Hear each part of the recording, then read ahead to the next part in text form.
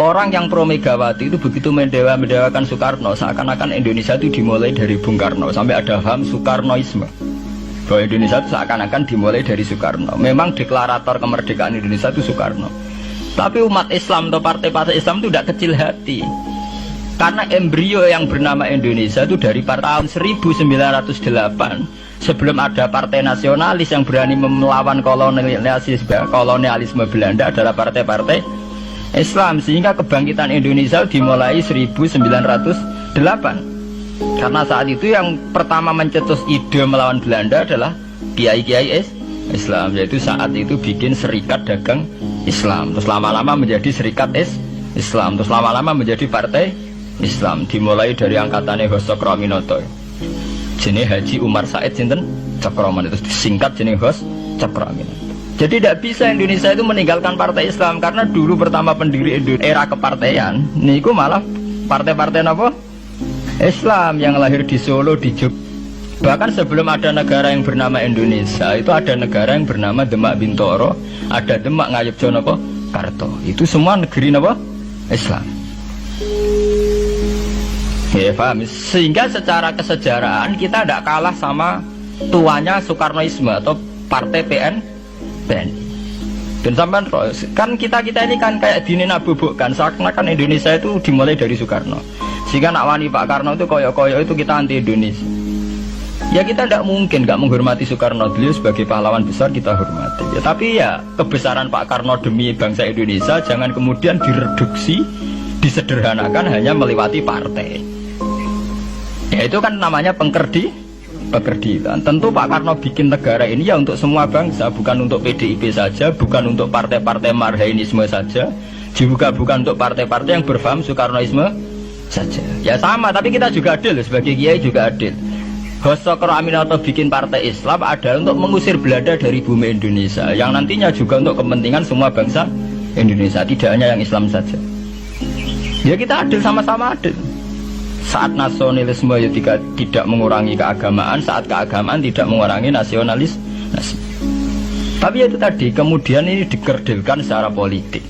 Di sawangannya nawas duet Pak Hasim Mega nasionalis religius itu sudah ditren. Agar duet senengannya pasangan nasionalis sampai religius. Apa nak nasionalis terus wajib sholat? Apa nak religius terus gak wajib nasional? Sebetulnya itu kan apa kena orang Indonesia itu wajib sholat hanya karena atas nama nasionalisme. Apa nak gue kiai itu wajib bayar pajak. Itu kan pengkerdilan, proses pembohongan ya. Pembohongan secara publik. Itu dibodokno, sedurunge bodoh itu kan. Itu kan repot. Namanya sedurunge bodoh dibodokno kenapa? Nurut.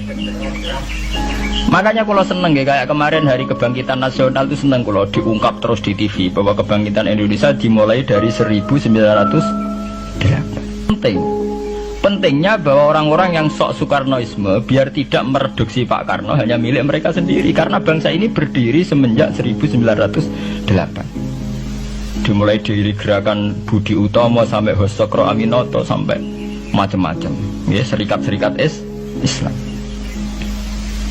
Tapi ini terungkap bisa usai tukaran. Jadi sebetulnya Presiden Gus Dur jadi Presiden Yasa karena Basim Asari berjuang sebelum tahun 45. Megawati Yasa ya karena beliau berjuang lewat bapaknya, ya sama semuanya sah. Pak SBY juga sah karena keluarga militer. Apa mana dia mantune Sarwaedi sing ra roh sapa? Perjuangannya mertua nih. Gak iso adol bapak ya adol mertua. Mertuane pokoknya sing dikena didol pokoknya. Tapi artinya sama, kita secara sejarah itu sama. Kita sebagai santri juga tidak kalah sejarah. Karena berdirinya nasional sudah lewat para kiai itu takono sejarawan manapun kayak profesor siapa di UI, siapa saja profesor-profesor sejarah bilang bahwa awal kebangkitan Indonesia itu dari partai-partai Islam. Bahkan versi orang nasionalis sekalipun tuh bilang karena Islam adalah satu agama yang paling sensitif terhadap penjajahan, karena Islam melahirkan satu paham jihad, bahwa ketika ada kolonial Belanda, wong Islam terinspirasi harus jihad, sehingga lahir partai-partai Islam. Dulu yang dilawan itu perdagangan. Ini kalau cerita sejarah, santri-santri sadar. Jadi santri salaf dengan model sekarang sing ra roh duit, ra roh dagang itu sebetulnya mengkhianati pendiri santri. Lha mboten niku lho fair, sing gak seneng dagang, gak seneng mergawe itu mengkhianati pendiri pesantren. Sampai lihat sejarah, tahun 1908 itu namanya tidak SI, tidak Serikat Islam, tapi Serikat Dagang Islam. Karena para kiai adalah melawan dominasi Cina di Surakarta dan dominasi Belanda menguasai sentra-sentra perdagangan. Sehingga yang dilawan pertama adalah piye supaya kolonial gak menguasai aset-aset ekonomi. Sama takokno sejarah, cek versi kiai, cek versi buku, asal gak versi klenek. Itu pertama yang dilawan para ulama adalah penguasaan aset ekonomi oleh Cina dan Belanda, sehingga mereka bikin serikat dan